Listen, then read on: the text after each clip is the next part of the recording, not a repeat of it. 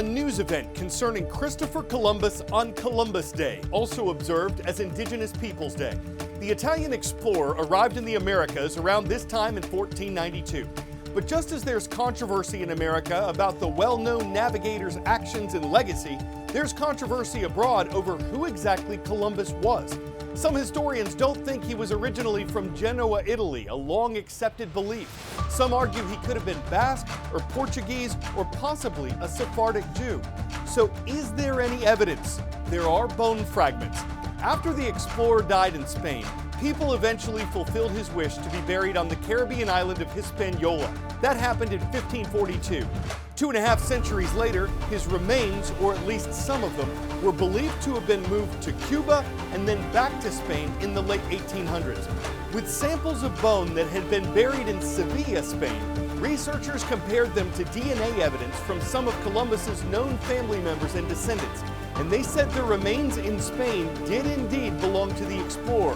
What else they found out is coming up on today's show.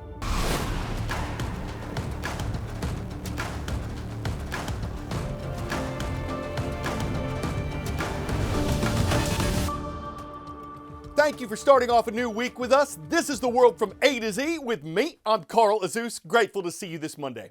For many residents in the central part of Florida, it was a weekend spent taking stock of the damage, calling insurance companies, and starting the cleanup process following the landfall of Hurricane Milton on the state's west coast last week. The Category 3 storm has been blamed for at least 17 deaths in Florida, and that came in addition to the damage and destruction that Hurricane Helene brought late last month, as it also made landfall in the state and then caused death and destruction throughout the southeast. U.S. President Joe Biden visited Florida on Sunday, surveying the damage in Tampa and St. Petersburg and promising federal support to those who need it. The storm surge was enough to make us concerned, and we didn't know where it was going to land. Pastor Charlie Garrett's family has lived on Siesta Key, where Hurricane Milton made landfall, since 1948. He and his wife Hideki share this property with his father, who lives in the front cottage. All of them evacuated for Hurricane Milton, along with their 8 dogs. We've lost trees all the way back on the property on the side. They're all down. And then all of a sudden, the wind started coming from the other direction. And it was as bad as I've ever been in. This was as horrific as anything. Charlie says the house flooded with about 3 feet of water, just like it had a couple of weeks ago during Hurricane Helene. They didn't evacuate then. People say, well, are they going to run or are they going to rebuild? Which one is it for you? You're going to run or rebuild? No, we're staying. Yeah, we've been here all these years, and I'm going nowhere. Dad has had enough, and he's moving off the island. It's just not worth saving the house, probably. Why do you stay? Helene went all the way up to Ohio, and it destroyed entire towns. Where are you going to go, right? I mean, this is where I grew up. There's nowhere safe on this planet. Wherever you go, there's something. About 170 miles away from Siesta Key in Palm Beach Gardens on the east coast of Florida, more destruction. An EF3 tornado, packing winds of 140 miles per hour, chewed through this community as Milton approached Florida. It is the strongest tornado from a tropical system in Florida in more than half a century. This house was actually the first home that was completed in this community, and now it's condemned. Here's the sign marked unsafe. They lost their roof. These are just some of the tiles here on the ground right on their driveway. They lost their windows, they lost their front doors, and now there is literally a hole in their house. You can see right through it. We was in the center of the house, like they always train to do, center of the house, multiple walls around us, and we was underneath the stairs. Will you rebuild? Yes. You'll stay put? Yes, ma'am. Back in Siesta Key, Charlie is leaning into his faith while keeping an eye on Mother Nature.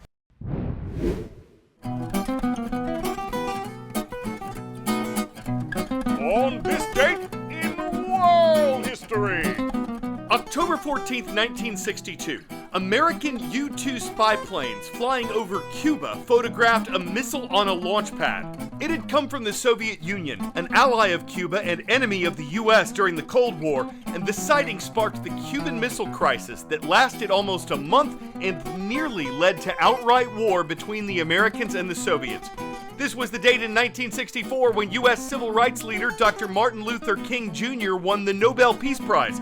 The award was for his efforts to peacefully resist racial injustice, and at the time he was the youngest person ever to receive it. Another Nobel Peace Prize was given on October 14, 1994. Palestinian leader Yasser Arafat, Israeli leader Yitzhak Rabin, and Israeli Foreign Minister Shimon Peres were awarded for the Oslo Accords and their work toward a potential path to peace in the Middle East. We say potential because their efforts didn't ultimately solve the Israeli-Palestinian conflict, which continues today. World and knowledge. What U.S. president served the shortest time in office? James A. Garfield, Millard Fillmore, Zachary Taylor, William Henry Harrison. He gave the longest inaugural address on March the 4th, 1841, but President William Henry Harrison died of pneumonia just over a month later. Franklin Roosevelt holds the record with 4 presidential election wins. Now presidents are limited to 2 terms. For more election connections, visit periodicpresidents.com. Is it constitutional?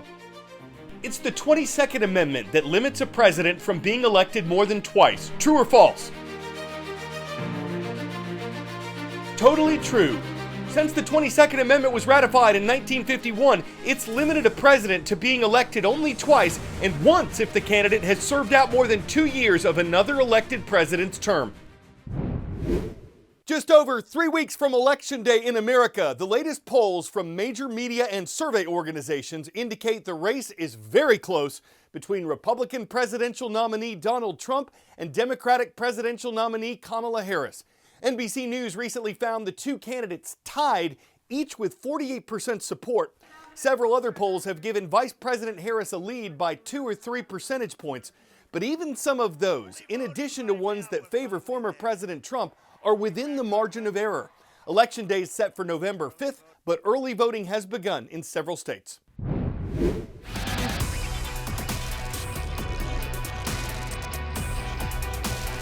Where in the world? This nation is believed to have been the birthplace of the guitar. It's also part of the setting for the Hemingway novel The Sun Also Rises. Its National Day commemorates Christopher Columbus's arrival in the Americas. This is Spain, a nation whose leaders funded Columbus's 1492 expedition. Even though encyclopedias and history books say explorer Christopher Columbus was originally from Italy, the British Broadcasting Corporation reports there have been at least 25 different theories about where he was born. Some historians argue Poland or Portugal. Some say Great Britain or Greece. After studying the remains we told you about from Sevilla, Spain, scientists from that country now believe Columbus was probably born in Western Europe in a city like Valencia, Spain, that he was Jewish as well as Spanish, and that he might have converted to Catholicism or hid his true identity to avoid being discriminated against.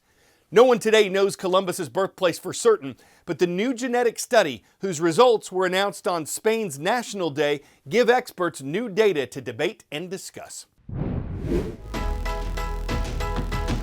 The 2 main places we look for shout-out requests are on the form at our homepage, worldatoz.org, and at youtube.com/@theworldatoz. So teachers, please subscribe and comment there too. The Grand Canyon State is first today. It's where Mr. Mays or Myas's class is watching from Santan Junior High School in Chandler, Arizona. Go Storm! We're also swimming with the dolphins in the Old Dominion. That's Virginia, where Miss Mike's class is awesome at Ocean Lakes High School in Virginia Beach. And watch out for the Wildcats of Wilson Middle School. We've got Miss Trisquita's class with us from Natick in the Bay State of Massachusetts.